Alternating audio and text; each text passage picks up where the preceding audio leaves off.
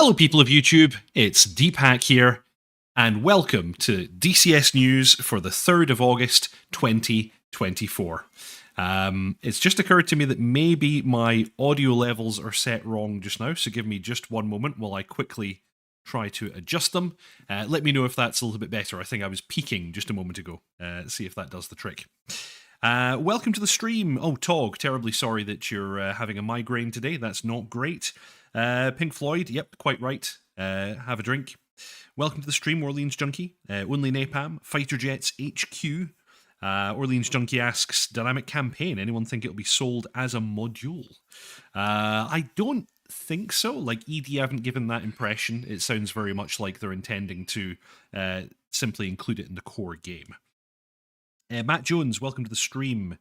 Tier 0, evening all, just popping in to say goodbye. I've been trying to learn tanker ops in the Harrier, and I've realised DCS is a stupid game, and I never liked it anyway. I have the same problem, honestly. Like, I'm squadron leader for the Harrier squadron in VAF, and tanking is the thing I have the most trouble with. It's really, really hard. Leon Etzel, welcome to the stream.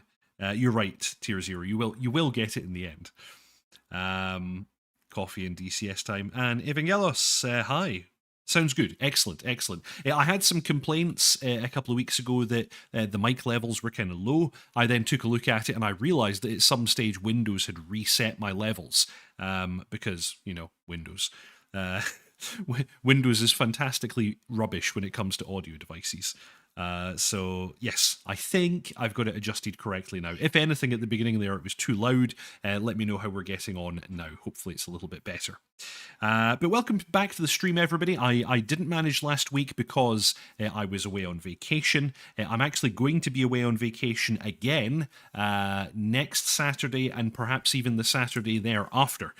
So you might not catch me for another couple of weeks. However, I'll try to create some pre-recorded content and pop it up on the channel, so at least you have something to enjoy while I'm away. And of course, the Kiowa, I think Kiowa. I always get mixed up with that. The Kiowa Warrior series continues. I hope you enjoyed today's most recent tutorial, all about the L2 mums system. Matt Jones, I just fly missions in the Harrier and don't require tanking. Yeah, thing is, the Harrier has kind of short legs, but surprisingly, it flies longer than you would think that it would when you're at high altitudes. But or if you do the right kind of profiles, it's actually quite good. But yeah, I think tanking is kind of handy. Shonam81, the tanking probe is in a weird spot. You're telling me, like over your shoulder? Like, who designed this? Yeah, terrible. Pink Floyd, all these vacations, luxury, yes. I don't normally take many vacations, as you'll have noticed. Like, I tend to be here every single Saturday, and I have been for a few years now. So I decided that perhaps it was about time that I took some vacations. B. Denson, welcome to the stream.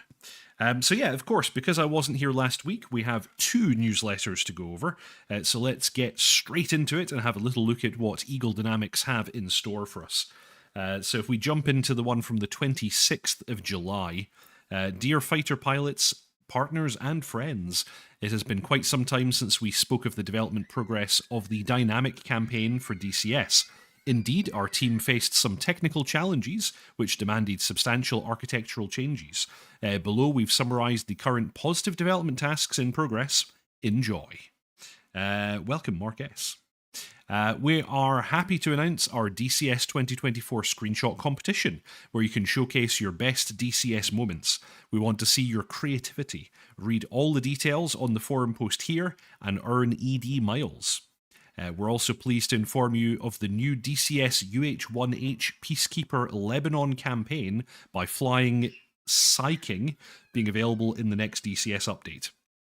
This campaign will provide 13 challenging mission adventures for UH-1H pilots, and it includes a comprehensive PDF. Please stay tuned for the update. So yeah, dynamic campaign. This is one, of course, everybody's been very, very interested in for quite some time, because there's a certain other flight simulator which has a dynamic campaign and did from day one, but we'll not speak of that, as fantastic as that flight simulator is. Samantha, welcome to the stream. Thank you. Colin Kelly, welcome to the stream as well. Thank you for confirming that I'm sounding okay. Oh, frantic. Oh, frantic, frantic, frantic. Doing it again. Thank you very much indeed. That's extremely kind of you. Another 10 gifted Deep Hacks Ground Crew memberships. Thank you ever so much. I salute you, sir. That's going to be a bunch more names for me to read out at the end of the stream. Not that I'm complaining. I'm perfectly happy. Give me as many names to read out as you like. So yeah, the dynamic campaign development progress. The DCS dynamic campaign has been it's been a massive undertaking, but we're making steady progress. I'm just laughing at frantic here. Oh dear, oh dear. But we are making steady progress in both the strategic and tactical elements. Here is an outline of our development tasks. Work continues to configure ground AI forces command and control. There are three main systems: the border and frontline system, navigation based on terrain and surface type, and a multi-level formation system. These are combined into one code for the final fine-tuning of ground combat. The decision-making system for ground forces objectives is being tested and refined as a function of force size, unit locations, and the general objectives of the coalitions. To improve ground forces movement calculations, a mechanism was created for the DCS DC engine that optimally analyses routes between points, whilst taking into consideration roads, terrain, and potential travel speeds across different types and surfaces. A navigation mesh editor is also being developed to allow campaign creators to modify old terrains to suit their needs. We believe these components can be applied not only within dynamic campaigns, but also for non-dynamic DCS missions and campaigns. Yes, indeed. Pink Floyd, frantic for the win. And Seanam81, yep, the list is now massive. Testing of the integrated Air Force command and control of DCS-DC into DCS continues. This includes both the creation and functioning of the missions and optimization of different mission task flight profiles. Looking ahead, there will be tests made for all components of the strategic AI troop control and player participation. Also, testing of dynamic campaigns has resulted in a new tracking system that allows a detailed accounting of actions and behaviours. This is critical to the debugging process of such a complex task. The current DCS track file system has also been expanded with the ability to store RTS layer information. The resulting systems will allow you to review campaign events and provide a DCS-DC active save system. This active save system will allow you to resume saved games and rewind time to replay an unsuccessful episode of a campaign. This is sounding really quite good. This is something that people have been kind of complaining about DCS missing out on for many, many years now. Like, if you think about it, that certain unnamed flight simulator, Falcon 4, had all of this kind of stuff back in about, 1997, 1998? I can't quite remember when Falcon 4 actually came out. And its system is sort of legendarily good. And for many, many years, people kind of complained that DCS felt a little sterile in comparison. And I've always argued that actually, DCS is a flight simulator much better played in multiplayer. With groups such as the VAF.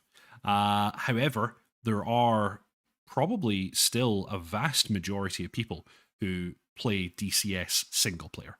And of course, for single player people, we've got really, really good campaigns with great voice acting, probably some familiar voices in some cases.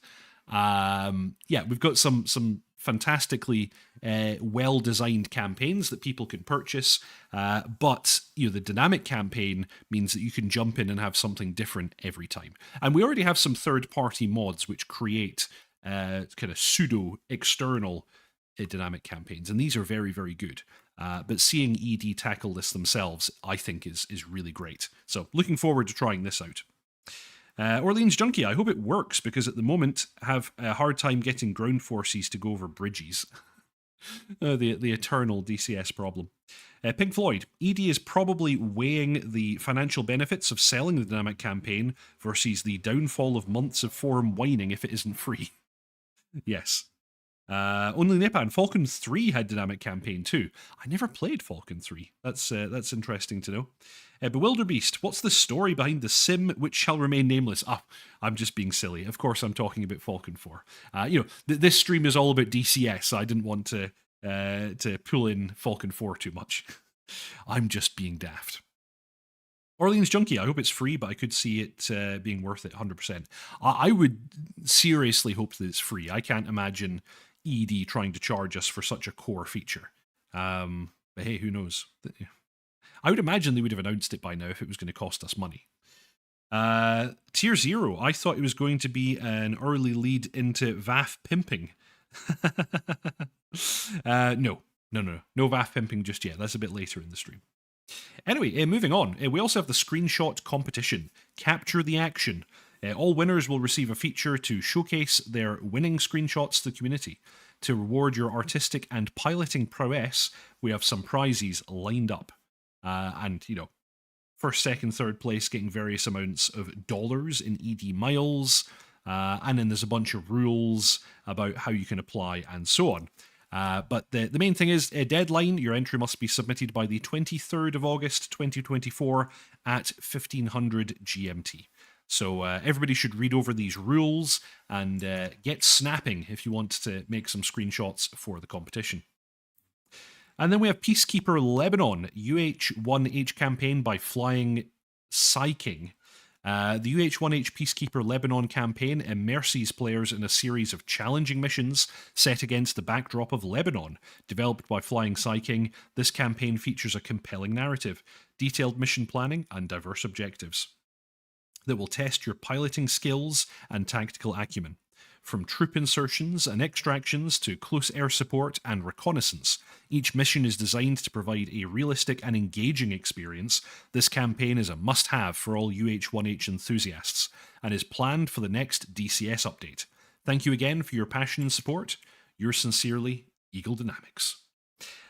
So yes, JP Gibbons would pay for a dynamic. It would set it further afield from MSFS. People often talk about the military aircraft in Microsoft Flight Simulator, but honestly, I don't really see how it can compare, because you don't have any simulation of kind of radars and weapon systems, or like any proper simulation. And, I don't know. Flying military aircraft in Microsoft Flight Simulator just feels a bit barren and sort of not very fulfilling. Orleans Junkie, $9.99 a month. No, don't encourage them. They'll listen to you. Tier 0. Hopefully the dynamic campaign will bring a few fixies for bugs, etc. in the mission editor. Yeah, Orleans Junkie is seconding some of that. Well, as we're going to see in the next newsletter in just a moment, they are, of course, adding some functionalities because of this development work that they're doing on the dynamic campaign. So it's entirely possible that we're going to see expansion of that. Yeah, here's hoping. So, moving on, we then have the most recent newsletter from yesterday. This is 2nd of August. Dear fighter pilots, partners, and friends, the DCS CH-47F is nearing early access release, with development focus on flight model and flight control system issues, avionics system development, missions, and training, and as always, testing and bug fixing. We are nearly there, and once again, please accept our sincere apologies for the delay. Please read the details below. The impressive DCS Sinai map update is also nearing release. The terrain has received a substantial upgrade with 15 new airfields, new nighttime illumination, and new unique objects such as military installations, oil platforms, improved vegetation, and more. We are excited to present a new F10 map route tool. This tool will allow you to edit, create, and delete waypoints and steer points prior to spawning in your aircraft, in both single player and multiplayer. Please stay tuned for the next update to try this yourself. I'm wondering actually if this is kind of the underpinnings or sort of the early version of the functionalities that we'll need to support DTC. Dare I speak its name? That would be very, very nice to see. Here's hoping. Finally, the new DCS F4 MiG Killers campaign by Reflected is slated for the next update too. This campaign features 45 missions that are heavily randomized and offer replayability. It also contains advanced AI tactical behavior based on real-life tactics. Keep your eyes peeled. Tier 0. I love flying in the early morning, but my JTAC refuses to use his laser before 6:10 a.m. That's very strange. That definitely sounds like a bug, because you would imagine that a JTAC is perfectly capable of firing their laser under any kind of time of day or kind of day-night conditions. So that is very, very strange. A quick reminder to everybody watching just now, if you haven't already, please subscribe, like, and comment. It's a massive help to me and to the channel, so please consider doing so. So the CH-47F, I bet we're all looking forward to this one. We also just dropped, before I started the stream, Matt Wagner released a new video demonstrating taxi and takeoff in the Chinook. We'll watch that in just a moment. Over the last few weeks, we have made significant enhancements to the DCS CH-47F module, focusing on visual and functional improvements, as well as mission updates. Below is a concise summary of the recent progress. So we've got visual and functional enhancements, overhead panels, visual improvements and fixes, improved rotor blade rendering and improvements to their damage model.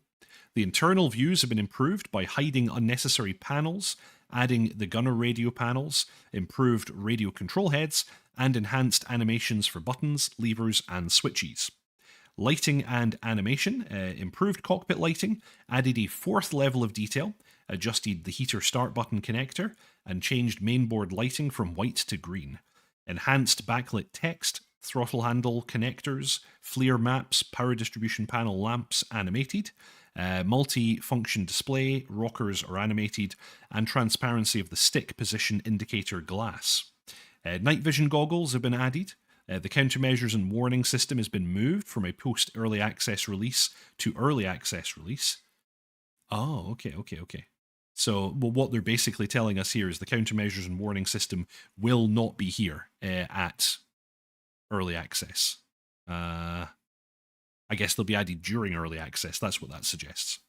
The load and unload cargo system has also seen further refinements and additional functionality.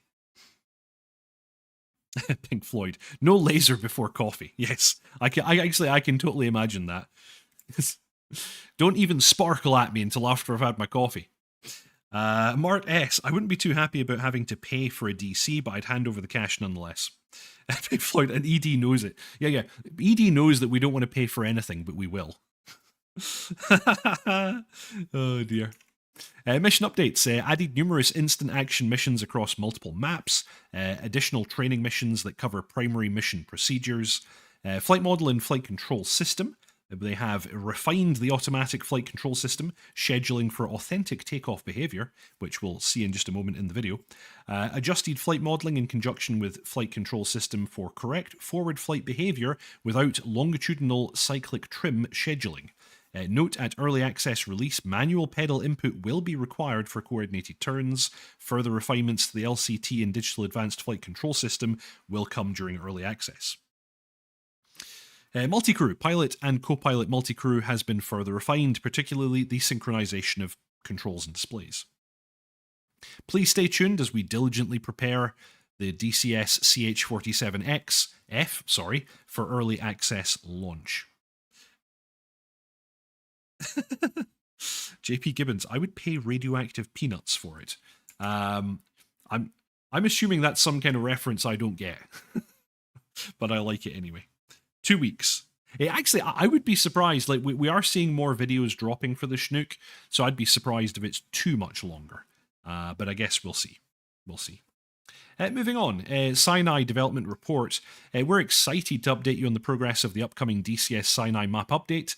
This update is packed with new features and enhancements. You can look forward to 15 new highly detailed airfields, which Deepak will be unable to pronounce, that include... Okay, right, what the hell? Whoa. Can someone tell me how to pronounce this? Sinai? Bor El Arab? This sounds like half Swedish, half Arabic. Bori El Arab International, and Sharm El Sheikh. I can say that one. The update also introduces over 100 unique objects and architectural monuments, improved city textures, more realistic seabed textures, and enhanced scenes and helipads. You can also expect night illumination for unique objects, upgraded Giza pyramids, military installations in Egypt and Israel, and new acacia bushes for southern Israel. Additionally, new oil platforms will be presented. I kind of feel like ED choose where to design maps in order to make it as difficult for me to pronounce as possible. The Afghanistan map airfield names being my crowning achievement of poor pronunciation. I apologize to everyone who has to listen to me try and say these words. I'm very sorry. I do hope they consider doing a conversion for an older CH-47 model and cockpit to be used in the Cold War servers, says Tier Zero. Yeah, we might just have to make do with this modern one. Yeah, it'll have to be a kind of stand-in, I would assume. Tier 0, though I suppose it doesn't make too much difference to the server if you have a glass cockpit or not. Yeah, the machine is basically the same. Ian McPherson, they gave the pyramids a good dusting. Byron Farrow, welcome to the stream. Very good to have you aboard. Cool. Moving on, there's a bunch of stuff in this newsletter. We have a new feature in the map called the Route Tool. The new Route Tool will allow you to create your own flight routes for multiplayer. It allows you to edit and to create preset waypoints, steer points, routes before spawning into the mission. This includes being able to set elevations, MSL or AGL elevation, that's misspelt, and dynamic ETAs. You will also be able to save route presets for each terrain. Once a route has been created, you can select it from the preset list prior to spawning.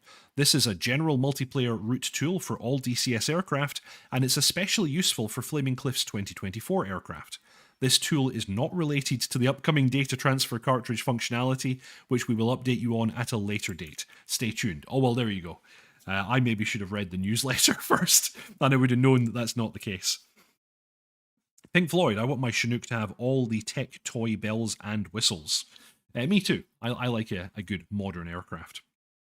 And then, lastly in the newsletter, the F4 MiG Killers campaign by Reflected. By 1969, nice, the US Navy faced a critical challenge in the skies over North Vietnam. Their kill-to-loss ratio had plummeted to a dismal 2-1. In response, a select group of naval aviators crafted a groundbreaking graduate-level training program to reclaim aerial dominance. You will join the inaugural class of the Top Gun course. Just had to point out my t-shirt. You will join the inaugural class of the Top Gun course starting on March 3rd, 1969, and master the art of dogfighting in your DCS F4E Phantom. The F4 MiG Killers campaign will offer 12 meticulously crafted missions based on the real-life syllabus, totaling 45 missions. You'll encounter heavily randomized and replayable scenarios, advanced AI tactical behavior, and a study-level simulation of real-life procedures. Get ready for a rich narrative with thousands of custom voiceovers, detailed briefings, complete with chalkboard diagrams, and extensive documentation. Enjoy historically accurate custom skins, true-to-life kneeboard and briefing images, and custom DCS UI backgrounds. Look out for the campaign in the next update. This sounds really, really good. I'm kind of psyched for this one. A very nice campaign to go along with a really, really nicely simulated aircraft. Big thumbs up to Reflected, and also a big thumbs up to Heatblur for making such an excellent aircraft.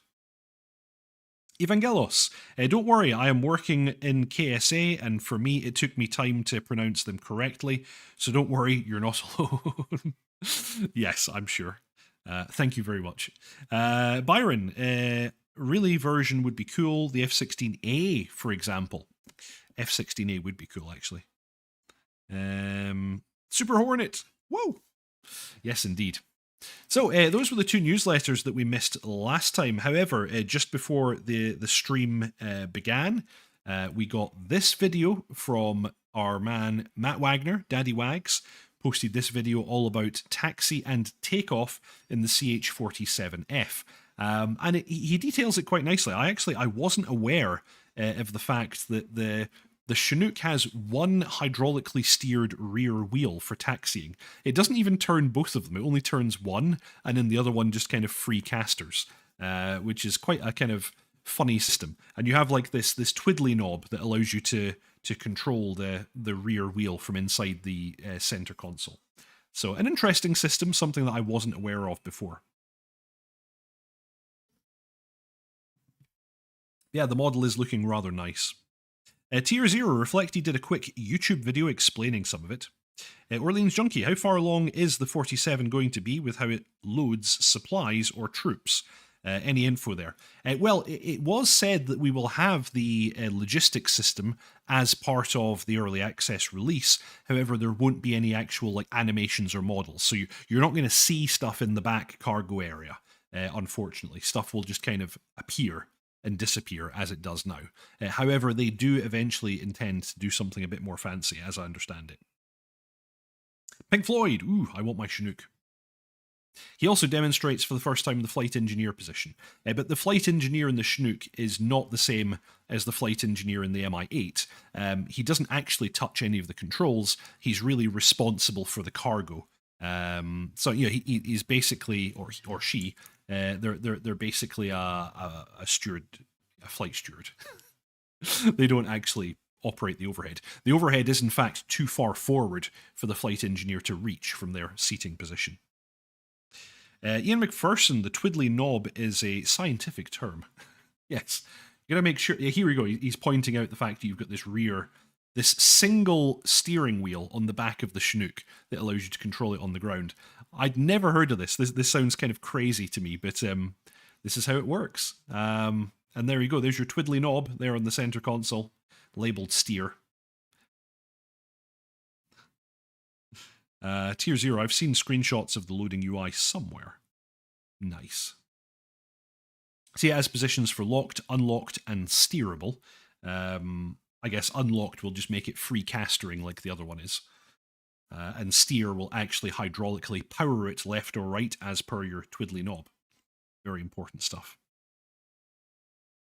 So yeah, this is nice, and yeah, apparently they're continuing to work on the interior textures and the systems of the aircraft. I think the whole thing is looking very, very nice indeed. And then Matt Wagner goes ahead and he describes to us what the PFD, or I think he actually calls it the VSD, but in any case, the primary flight display, what it's actually showing you here. And then he goes on to demonstrate an actual takeoff in two different styles, both a rolling takeoff and a hover takeoff. It's kind of cool to see both of those. He also talks a little bit about the flight control systems. John Bloor, welcome to the stream. Very nice to have you aboard, sir. Welcome, welcome. I'm really liking the look of this cockpit. I'm looking forward to playing around with this a bit. You're having a fully simulated FMS. This is the first one that we're getting in DCS. I expect that we're also getting one with the Hercules. I'm not sure when to expect the Hercules at this time, though. But yeah, we're going to have an FMS and a full glass cockpit, which is very, very cool. I guess the Kiowa is also mostly glass, although it has some backup instruments. It certainly has more backup instruments than the Chinook does. The Chinook is really pretty much entirely glass cockpit. And here we go. With neutral trim, you simply apply a bit of power lever, as apparently it's called, and then nose down, and you get airborne pretty sharpish. It seems like a very simple helicopter to get airborne and operate. Another quick reminder, everybody, if you haven't already, please, please, please subscribe, like, and comment. We're over 11,000 subscribers now, which is crazy to me. Thank you so much, everybody, for your support of me and the channel. It's super cool. Thank you ever so much. So there you go. There's a kind of normal takeoff, and then our man Wagner is going to demonstrate how to set the trim correctly to do a hover takeoff, because you actually need to retrim the cyclic in order to do a hover takeoff. By default, the helicopter is going to roll forwards when you apply power. And of course, for a hover takeoff, you don't want that. You're going to want it trimmed nicely so that it does hover takeoff. And you'll see that when he does so, just apply a bit of power and the helicopter will go straight up. However, then you're probably, once you're kind of reaching the extent of ground effect, you're probably going to want to pitch it forwards anyway, just to ease some pressure off of the engines. So you can see that's it. He's picked it up into a hover. Looks pretty good. Nicely stabilized. And then he's going to pitch it forwards and get us rolling. Osprey, good evening. Just clicked on the like button. Oh, thank you very much. That is extremely kind. Wow. Thank you very much. That is extremely kind, Ian McPherson. Thank you very much indeed for the donation. That's very nice. I salute you. Alrighty. And I have an additional video now that we've seen Matt Wagner's excellent video all about the Chinook. I now have to share this. This comes courtesy of Engines from Hoverstop. He's a chappie who is building replica Harrier throttles. They're very, very exacting replicas of throttles, and Harrier throttles, sorry. And they have the hover stop, sorry, not the hover stop, the nozzle stops, the nozzle lever, the parking brake, and the way it interacts with the throttle itself. It's looking really, really good. He's starting to build the very first prototype. I just happen to be on the waiting list. I'm buying one of these myself because, of course, I'm a big Harrier fanboy, and I'm dying to have this piece of hardware. So this is video log number 1, directly from Engines at Hoverstop. He has a Discord. You can see it linked in the Eagle forums, and it's well worth taking a little look here. Looks very, very exciting indeed. Mangash, yes, sling loading is going to be fun. The Chinook, of course, being a heavy lift helicopter.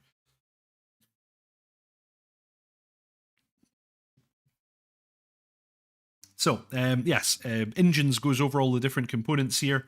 All of these little knobs and doodads that will be attached to the system eventually, and he even gives us a little look at the throttle grip itself, which looks really, really nice. You can see here, this is a cast piece of aluminium, which is going to be mounted into the bases, and he's demonstrating what all the little switches and bits and bobs look like. So I'm very, very excited to do this. I will, of course, do some videos on my unit once I get it, but that's probably going to be much later in the year by the time he gets to the kind of position I am in the waiting list. So we'll need to be patient, but I'm very much looking forward to getting my hands on this, and I will demonstrate it for all of you fine, fine people. I wonder, does he actually do a fit test later on with it attached? I don't think he does, not in this one. However, there are some images on the Hoverstop Discord all about this. But like I said, this is a very, very exacting replica of the Harrier throttle, and yours truly will be getting his hands on one ASAP. Very, very cool to see this. Oh yeah, and nicely sandy down the ball on the nozzle lever there, so it even has the nice flat bit, just like the real one. So, very cool indeed. Check out Hoverstop's channel if you'd like to see this video log all about the assembly. I agree, very much a sick project. So that's it. That's everything that we have in the news for this week. Like I said, I'm not going to be here next week, and I might not even be here the week after. So you might need to make do with pre-recorded tutorials and videos in the meantime. But in the meantime, well, as in now, it's time to pimp that VAF. The VAF, or the Virtual Air Force, is a virtual online squadron that was originally started by myself and the venerable Dot Chuckles. We're based in the EU region. We fly on Tuesdays and Thursdays at 8 PM UK time, and we're currently recruiting pilots for the F-14 squadron, the F-16, the F-18, for the Harrier, and also for a mixed rotor squadron. So always looking for more pilots. You'll find the Discord link in the show notes below. Everybody is welcome to join, whether you fly with us or not. We also are always looking for mission makers, air traffic control people, scripters, livery makers, and all kinds. So yes, it's all kinds of cool stuff to do in the VAF. Come join us. All are very, very welcome. Pimp to the Vaff, as Tog requested. Looks awesome. Yes, indeed, John Bloor. Sick project. John Bloor, those waypoints for the MP before spawn is huge. I agree. I very, very much agree. Exorcist. Samantha, why will I be gone for so long? Well, I'm going to be on vacation. I'm going to be enjoying myself, and I'm going to be away from the screen for a little bit. But have no fear. Normal service will definitely be resumed on the... it's going to be the 24th of August. You'll definitely have normal live service. And in the meantime, it'll be probably some more tutorials and pre-recorded content. Pink Floyd, many women takes such time. Okay. Okay. John Bloor, Frantic and John Bloor to babysit the DCS news. Oof. Frantic and his predictions. Yes, exactly. Yeah. In fact, we should have a special segment just entitled Frantic and his DCS predictions. And we'll see how many of those come true. So that's basically everything for this week. I've been Deepak. Every Saturday I submit a new tutorial video for your delectations. Currently it's a series on the Kiowa or Kiowa warrior. I always get mixed up with the pronunciation. Still doing that series just now. There'll be more of those next week. And that's always followed by the DCS news, which just happens to be this thing, what you're watching right now. Well, I hope you all enjoyed the stream. Fly safe. And I'll see you all next time. Ta-ta. No, premature. I missed a bit. I missed a bit. Especially important because now we have so many people. Let me refresh my list. I'm supposed to give a big shout out to Deepak's ground crew. I can't believe I messed up and missed it. So you have the option of further supporting the channel. Obviously, subscribing, liking, and commenting is free, and it's a really, really big help to me and to the channel. But if you want to further support the channel, you have the option of clicking the join button below this video and joining Deepak's ground crew. And thank you so much, all of you who've already done so. It's a really, really big help to the channel. It's a small monthly fee. It's about the cost of a cup of coffee, but it helps me making these videos. Thank you very much indeed, Auto Thrust Blue, Byron Farrow, Channel Right, GR Walker, Fish Canal, Griff Nizzle, Mr. Yeti, Bread, Tier Zero, Sean IM81, John Bloor, Tea Kettle Barbecue, Whiskey Dale, Stuart McLean, Mangash, Exorcist, Frantic, Michael, Wilzo845, A Balance, Osprey, Springer11, B Denson, Hammy, JP Gibbons, Pink Floyd, Clive Parrott, Paul Duran, Isaid Pierre, Colin Kelly, Mark S, Jason O, Tog, Moneyman, Thermera, ACH, Ryan McGee, Sky, Michaelsney, Faultraver, Carl Roberts, Irish Pat 64, Nate, Zathrus, Grooveline, Tritium, Dionley Big Boss, Sandbox Code, Wannabe, OK Jerky, Warrior, Donovan Williams, Leo Netzel, Chad Lasan, Two Stroke, Hamzanium, Yours Ooms, and Eric Jonsson. Thank you very, very much, all of you, for your support. Oh dear, yes, wow. So many names, so many names. Yeah, how rude. Exactly, I disappeared and then I came straight back. I'm so foolish. I would have demanded a refund, says Frantic. Okay, I'm sorry. I'm sorry. It's been like 2 weeks since I did one of these, and so I got confused and I missed a bit. But nonetheless, thank you very, very much, all of you, especially if you've sat through all of that and you're still here. Thank you very, very much for watching, everybody. As Tier Zero says, a real streamer would have done it from memory. Thank you all very much for watching. I'll see you all next time, and fly safe. Ta-ta.